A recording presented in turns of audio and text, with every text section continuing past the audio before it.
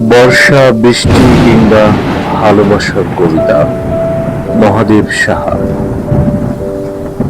এই একখণ্ড সাদা কাগজের উপর মেঘ এসে যখন দাঁড়ায়, তখন প্রতিটি অক্ষর হয়ে ওঠে এক একটি বৃষ্টির ফোঁটা।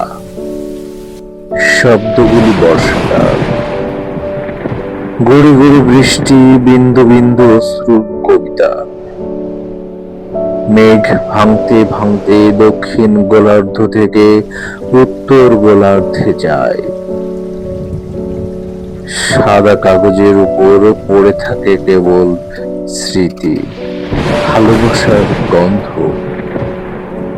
আমি হাত বাড়িয়ে সেই মেঘ বৃষ্টির স্বর্ণ মুদ্রা পোড়াতে থাকি।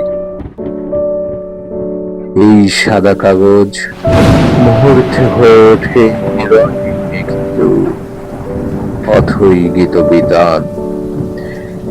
কাগজ আবিষ্কারের পূর্বে মানুষ প্রেমের কবিতা লিখে রেখেছে আকাশে।